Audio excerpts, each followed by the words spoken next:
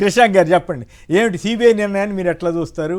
మీ party ఎలాంటి అభిప్రాయంతో ముందుకెళ్తుంది?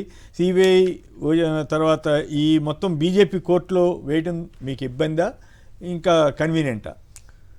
కుమినేని గారు, ముందుగా కాంగ్రెస్ ప్రభుత్వానికి శుభాకాంక్షలు. ఎందుకు? సక్సెస్ఫుల్లీ నిన్న రాష్ట్రంలో తీవ్రంగా యూరియా విషయం మీద రైతులు రోడ్ల మీద ఉన్నా కూడా దాని మీద ఒక్క సెకండ్ చర్చ పెట్టకుండా ఓ 4-5 గంటలు కాళేశ్వరం మీద చర్చ చేసేసి ఖతం చేసిరు కదా. దానికోసం వాళ్ళకి పూర్తిగా కూడా కంగ్రాచులేషన్స్. ఇంకొకటి కూడా వారికి కంగ్రాచులేషన్స్ ఏంటంటే, తెలంగాణ రాష్ట్రం కోసం కొట్లాడి తెలంగాణ రాష్ట్రాన్ని సాధించిన కేసీఆర్ గారిపై వాళ్ళ బహుమతి వారు ఇచ్చింది, కాంగ్రెస్ పార్టీ ఇచ్చింది సిబిఐ కదా, దానికి కూడా వారికి కంగ్రాచులేషన్స్. ఇక పోగా ఇప్పుడు మీరు అన్న సబ్జెక్ట్ మీద కొంత हम लोग हमेशा एक ही बात बोलते हैं, आपको क्या चाहिए, आइस और नाइस.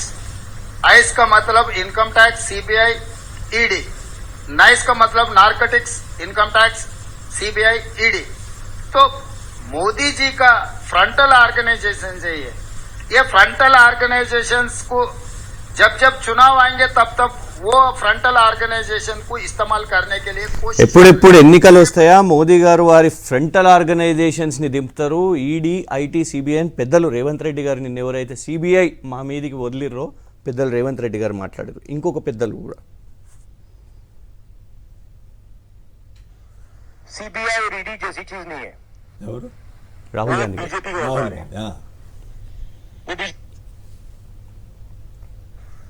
सीबीआई और ईडी जैसी चीज नहीं है. సిబిఐ, ఈడీ वो बीजेपी का औजार है. బీజేపీకి ఔజార్ वो बीजेपी బీజేపీ సంస్థ, జేబు సంస్థలు. బీజేపీ అస్త్రాలు అవి. ఔజార్ అంటే వెపన్స్ అన్నాడు సార్. ఆ, చాలు, ఇంకా చాలా పెద్దగా ఉన్నాయి. వద్దులే. చిన్నగా. ఆ. అంటే వాళ్ళ స్టాండ్ ఏంటిదో చూడండి. పూటకు ఒక మాట మాట్లాడేది కాంగ్రెస్ పార్టీ, రేవంత్ రెడ్డి గారు.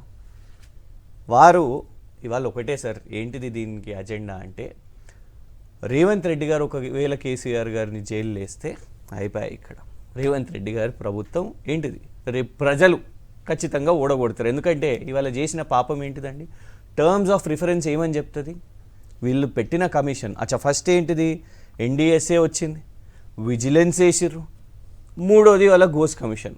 నెలల తరబడి ఇవాళ మొత్తం ప్రిపేర్ చేసిర్రు, ఇన్ని 3 విచారణలు. ఇంకొకటి ఏంటిది, ఎంత వారు ఏమన్నారు పెద్దలు మాట్లాడేటప్పుడు, ఒకటే రోజులో అయిపోతుందా ఏమన్నా అని. ఎన్డీఎస్ఏ ఒకటే రోజులు వచ్చింది సార్. ఈ కమిషన్ దాంట్లోనే డేట్ తెలుస్తున్నది. ఎస్ఎల్బీసీ టనల్ కాంట్రాక్టర్ బాధ్యుడా, ప్రభుత్వం బాధ్యతనా, ఇవాళకి కూడా తెలియదు. ఇవాళకి కూడా శవాలు రాలేదు. కానీ ఎస్ఎల్బీసీ టనల్ మీద ఎన్డీఎస్ఏ దిగలేదు సార్. కానీ ఒకటే రోజు హుటాహుటిన, ఎందుకంటే అప్పుడు ఎలక్షన్స్ ఉన్నాయి కాబట్టి రాహుల్ గాంధీ గారు కూడా హెలికాప్టర్ తీసుకొని వచ్చి ఈడ చూపెట్టారు కాబట్టి. సరే, ఏదేమైనా కూడా రేపు ఏం చేస్తారు అని అంటే, రేవంత్ రెడ్డి గారు సేఫ్గా ఉండాలి అని అంటే కేసీఆర్ గారిని జైలు వేయాలి కేంద్రంలో ఉన్న బీజేపీ. వేయకపోతేనేమో ఇద్దరు ఒకటి వేస్తేనేమో నేను సేఫ్ కదా అని. ఇలా అజెండా అంతే. ఈ మొత్తం 3 సంవత్సరాలు కూడా ఇదే టైంపాస్ చేస్తూ, ఎందుకంటే ఇక కేసు వీకెన్ అయిపోయింది. కేసు లేదు సార్. అందులో టర్మ్స్ ఆఫ్ రిఫరెన్స్ చెప్పింది ఏంటిదంటే కరప్షన్ అని అన్నది. ఎక్కడున్నది సార్ కరప్షన్? ఎందుకు ప్రాధాన్యత ఇచ్చినట్టు అనిపిస్తుంది. కరప్షన్ ఎంత జరిగింది ఒక ఫిగర్ చెప్పండి సార్. ఎంతసేపు మేడిగడ్డ లభ్యత గురించే చర్చ తప్ప సార్, మిక్సింగ్ ఆఫ్ సిమెంట్ విషయం మీద ఒక వాల్యూమే పెట్టారు. ఎంత సిమెంట్ వేయాలనో, ఎంత నీళ్లు పోయాలనో అది గుంపు మేస్త్రి గారు చెప్తారు కానీ కేసీఆర్ గారు చెప్పారు కదా. దానికి ఇప్పుడు అప్పటి సీఎం కేసీఆర్ గారిని మీరు బాధ్యులు చేస్తారా?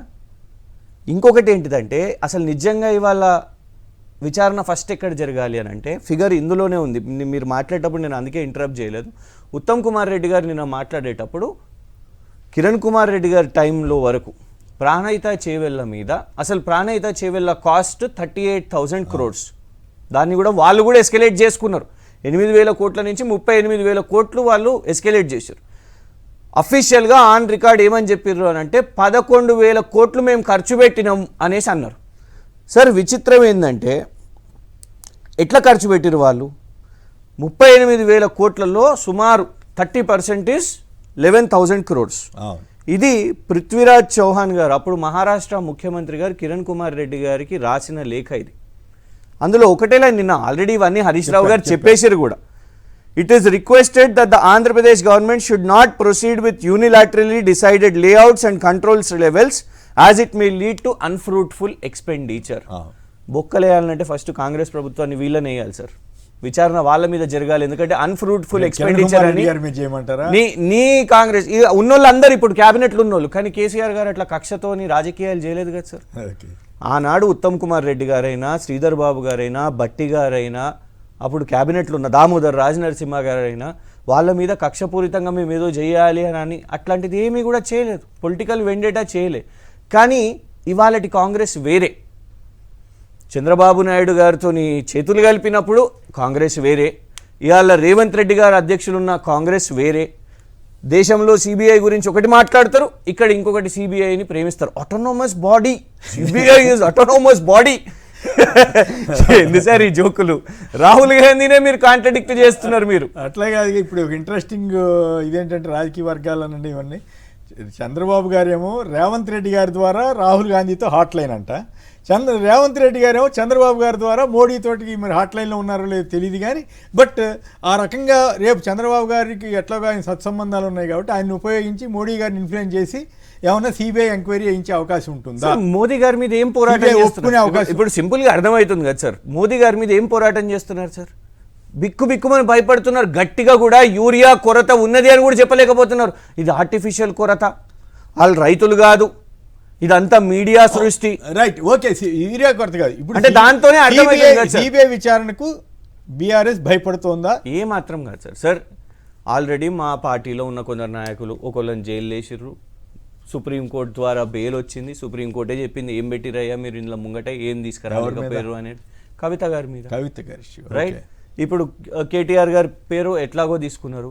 హరీష్ రావు గారి మీద ఒక కేసు పెట్టిర్రు, హైకోర్టు దాన్ని కొట్టేసింది. కేటీఆర్ గారి మీద పదే ఫస్ట్ టైం విచారణ, రెండోసారి విచారణ, మూడోసారి విచారణ, నాలుగోసారి విచారణ, అది ఎంతకు తేల్తలేదు. ఛత్తీస్గఢ్ పవర్ దాని మీద కూడా ఒక జస్టిస్ గారిని కమిషన్ పెట్టింది.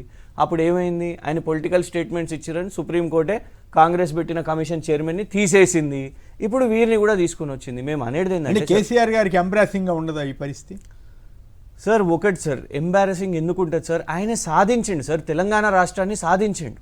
What he wanted to achieve, ఆయన ధ్యేయం, ఆయన జీవిత ఆశయం తెలంగాణ రాష్ట్రాన్ని సాధించండి. సార్ ఈ కమిషన్ రిపోర్టే చెప్తున్నది కదా సార్, కరప్షన్ అని ఇందులో లేదు. అన్డ్యూ హేస్ట్, తొందర ఉంది కేసీఆర్ గారు, బరాబర్ ఉంది సార్.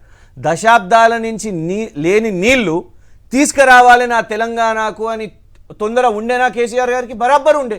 తెలంగాణ రాష్ట్రాన్ని సాధించాలనే తొందర ఉన్నా అంటే పక్కా ఉండే సార్. నిన్న అక్బరుద్దీన్ ఓవైసీ గారు పాయింట్అవుట్ చేశారు.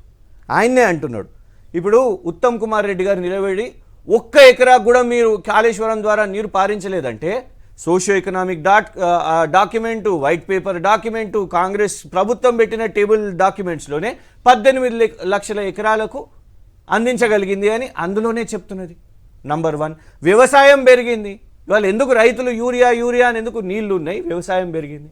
అది కదా చెప్తున్నది. Food corporation of India general manager Ashwin Kumar Telangana is a rice bowl of India అని చెప్పిర్రు అని అంటే 2014 కంటే ముందు వీళ్ళ ప్రభుత్వంలో అట్లాంటి స్థితి లేకుండే కదా.